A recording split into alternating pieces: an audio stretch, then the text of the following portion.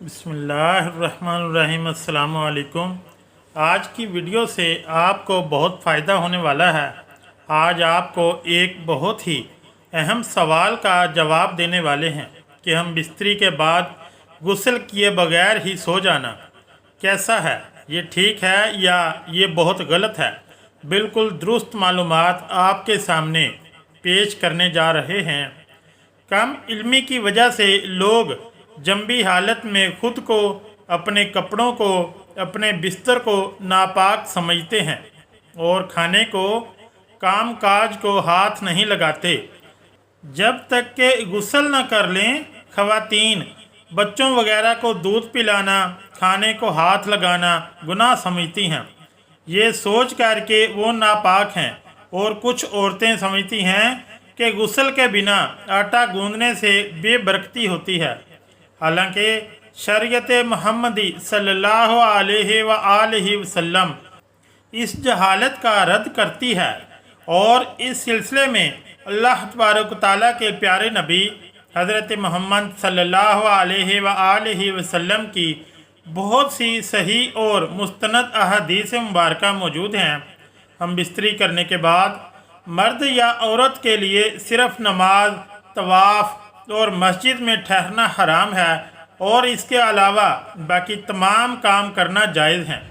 मर्द और ख़वातीन पर कहीं भी ऐसी किसी पाबंदी का जिक्र नहीं है, बल्कि गुस्ल करने से पहले भी जनाबत की हालत में ही तमाम लोग आम रूटीन के काम काज कर सकते हैं।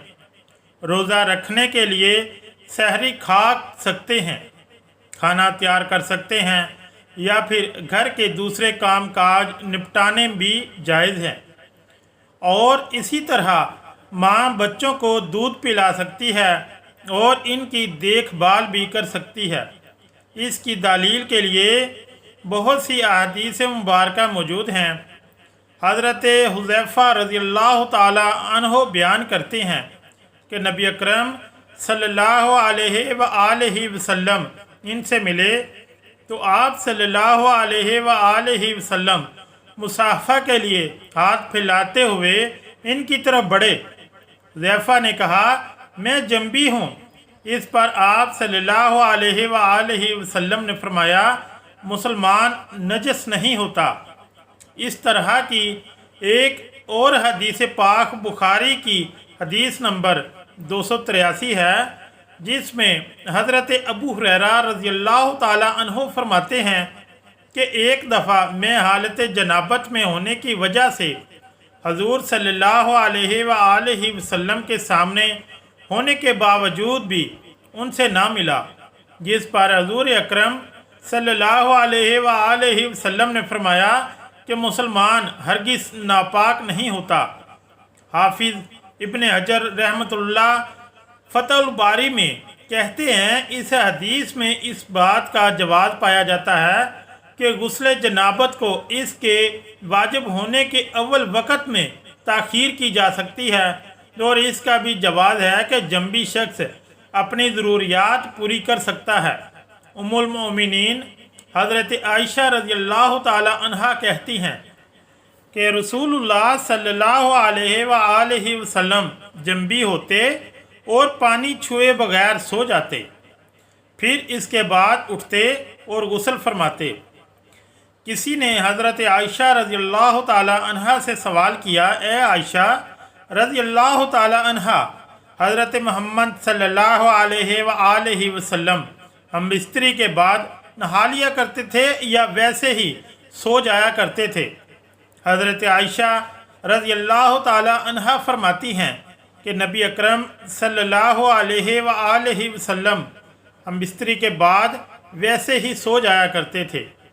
जब मौज़न रसूल सल्लल्लाहु अलैहि वसल्लम फ़जर की अज़ान देने के लिए आते तो हज़रत मोहम्मद सल्लल्लाहु अलैहि वसल्लम गुस्ल करके जिस्म को खुश्क करने के बगैर ही मस्जिद में तशरीफ़ ले जाते और नमाज फ़जर की जमात करवाते और मैं घर में आप सल्लल्लाहु अलैहि वसल्लम की आवाज़ सुनती रहती थी।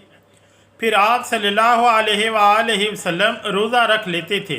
किसी ने आयशा रज़ियल्लाहु ताला अन्हा से पूछा کیا یہ روزوں کے مہینے میں ہی ایسا ہوتا تھا کہ عام معمول میں بھی یہی ہوا کرتا تھا؟ تو حضرت عائشہ رضی اللہ تعالی عنہا نے فرمایا کہ روزوں کے علاوہ بھی ایسا ہوا کرتا تھا۔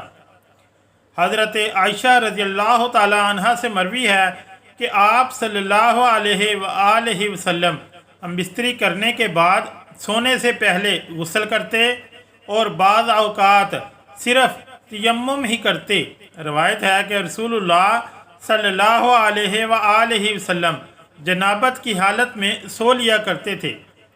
حضرت عائشہ رضی اللہ تعالی عنہا فرماتی ہیں کہ آپ صلی اللہ علیہ وآلہ وسلم جنابت کی حالت میں شرمگاہ کو دھوتے اور نماز جیسا وضو کرتے۔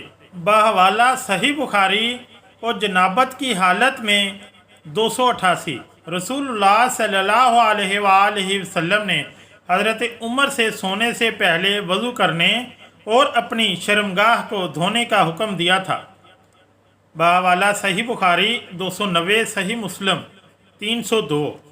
ترکیم دارالاسلام نے فرمایا، حضرت عائشہ رضی اللہ تعالی عنہ فرماتی ہیں کہ رسول اللہ صلی اللہ علیہ وآلہ وسلم بعض اوقات غسل کر کے سوتے اور بعض دفعہ حالت جنابت میں ہی وضو کر کے سو جایا کرتے تھے۔ بحوالہ صحیح مسلم 307۔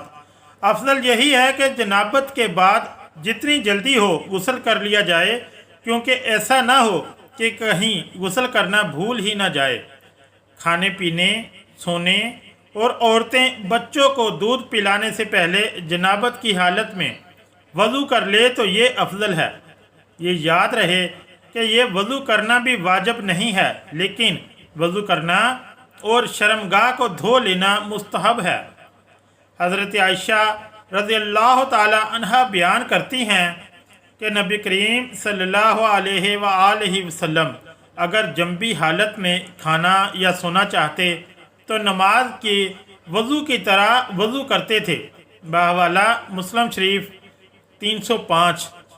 وضو کرنا اس لیے بھی افضل ہے کہ نبی کریم صلی اللہ علیہ وآلہ وسلم نے فرمایا، 3 لوگوں کے پاس رحمت کے فرشتے نہیں آتے: کافر کی لاش اور خلوق خوشبو لگانے والا اور جنبی شخص جب تک وہ وضو نہ کر لے۔